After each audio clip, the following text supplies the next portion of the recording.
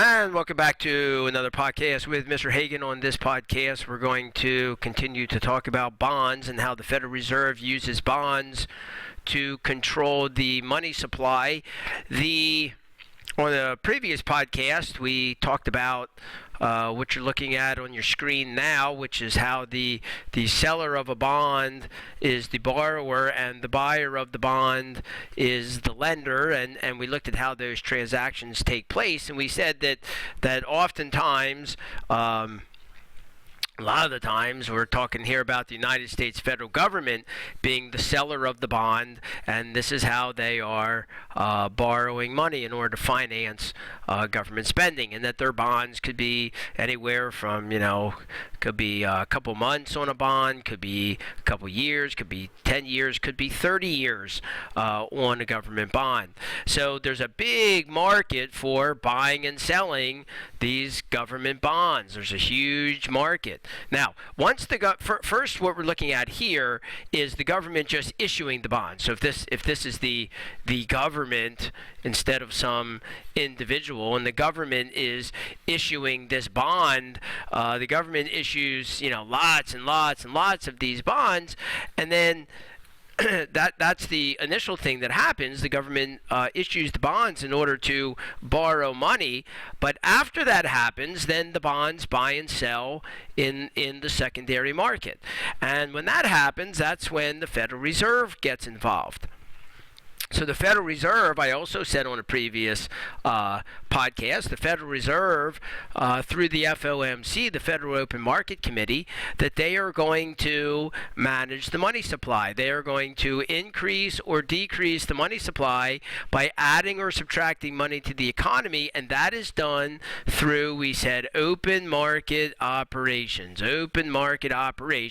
which means buying and selling United States federal government bonds. Now, the Federal Reserve is not buying and selling bonds in order to borrow money or anything like that. That's the, I don't know, it's probably the Treasury Department, I guess, but that's the United States federal government that is selling bonds in order to borrow money to finance running the government. That's not what's happening here. The Federal Reserve is going out and buying these government bonds or selling these government bonds that have already been issued. Okay, they're already existing out there. So this is a different arm of the government through the Federal Reserve, through the FOMC, and this Federal Reserve has a portfolio of dollars and bonds. And they can use that portfolio of dollars and bonds in order to influence the market. So here's how they'll do it. The FOMC can do one or two things. They can do one of two things with regards to bonds. They can buy them or they can sell them. So let's see what this would look like. If the FOMC decides that it wants to buy bonds, and you can ignore these two things at the bottom here. I'll come back and talk about those in a moment. So let's just take some individual again. Normally this probably would be like a big bank in New York or something like that. And the FOMC decides that it wants to buy some bonds. So maybe this guy has a bond and the FOMC, the Federal Reserve, offers to buy it. So to do that, the Federal Reserve would give this guy some dollars, and this guy would give the Federal Reserve some bonds. And when he does that, the FOMC, when they give this guy the bonds, or when they give him money for the bonds, when they give him dollars, he's either going to take those dollars and put them into a savings account, in his checking account, maybe he'll turn it into currency to go buy things. Either way, checking accounts, savings accounts, currency, those are all part of the money supply. So when the Federal Reserve pays this guy for the bond, that's going to increase the money supply. That's going to increase the money supply when the Federal Reserve buys bonds. So if the Federal Reserve buys bonds, if they buy bonds, they are going to increase the money supply. They're going to increase the money supply. Now, let's do the other side of this. If the FOMC, the Federal Reserve, decides to sell bonds, all right, so let's look at that example over here. So here we got some other guy. and the Federal Reserve is going to decide to sell bonds, then that means they're going to give this guy a bond. They're going to sell him a bond, so they're going to give the bond to him, and he's going to pay them money for it.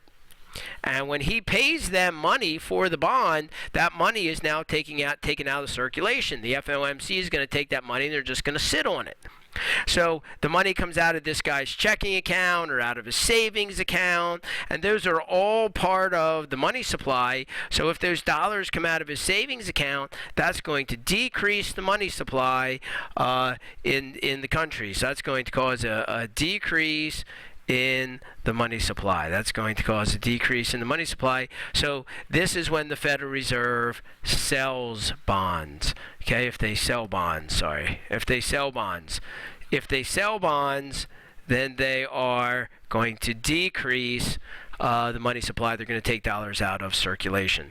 Now, so the Federal Reserve changes the money supply by buying and selling bonds. They change the money supply by buying and selling bonds. In the long run, all this does is change the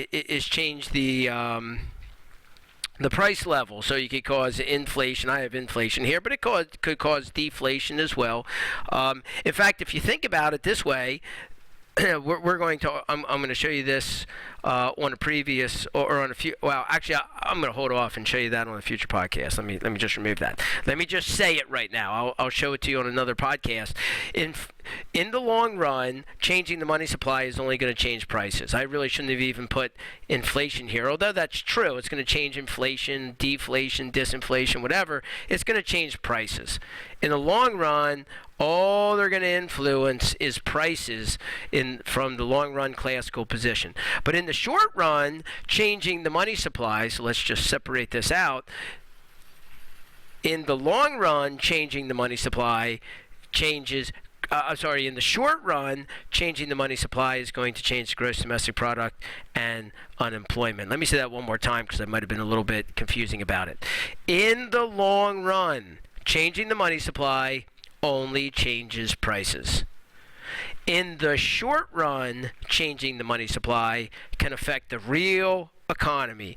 It can affect the gross domestic product and therefore affect unemployment. Okay, but what's really important here, what's really important from this podcast is buying bonds increases the money supply, selling bonds decreases the money supply, and being able to explain how these processes work. That's what's really important from this podcast. All right, this has been Mr. Hagan on another podcast. Thanks for joining me, and we'll see you on the next podcast.